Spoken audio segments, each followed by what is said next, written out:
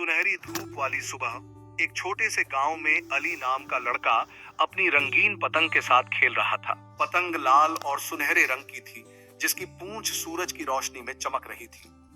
अली को पतंग उड़ाने का शौक था और यह उसका सबसे पसंदीदा खेल था।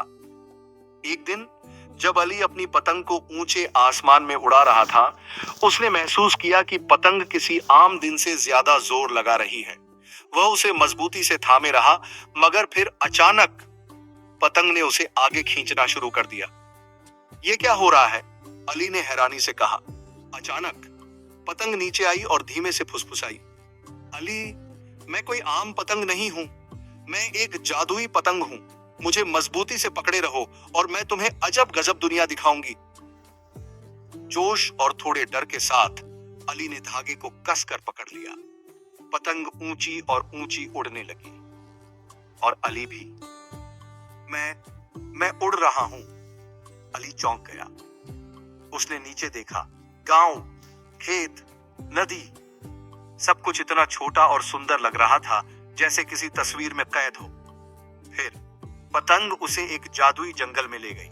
वहां पेड़ धीरे धीरे सरगोशियां कर रहे थे, पक्षी मधुर संगीत गा रहे थे और जानवर आपस में प्यार से बातें कर रहे थे। अचानक एक छोटी सी गिलहरी उसके पास आई और उसे एक चमकता हुआ ओक का बीज थमा दिया। ये तुम्हें हमेशा खुशकिस्मत बनाएगा, गिलहरी ने मुस्कुराते हुए कहा। अली रोमांच से भर गया। उसने पास ही एक इंद्रधनुष देखा, इतना पास कि वह उसे छू सकता था। वाह, उसने खुशी से कहा। इंद्रधनुष सूरज की किरणों जैसा गर्म और नरम महसूस हो रहा था। इसके बाद पतंग उसे एक सुनहरे समुद्र तट पर ले गई। वहां लहरें जैसे नाच रही थीं और किनारे पर पड़े सीप हल्की मीठी धुनें गुनगुना रहे थे। अली ने वहां से कुछ सुंदर सीपें उठा ली, यादगार के तौर पर। आखिरकार जब सूरज धीरे धीरे ढलने लगा, पतंग ने उसे धीरे से वापस उसके गांव पहुंचा दिया। पतंग ने आखिरी बार फुसफुसाया, अली, याद रखना, जिज्ञासा और दयालुता किसी भी साधारण दिन को जादुई बना सकती हैं। और फिर पतंग अचानक एक आम पतंग में बदल गई। अली इस रोमांचक सफर को कभी नहीं भूला।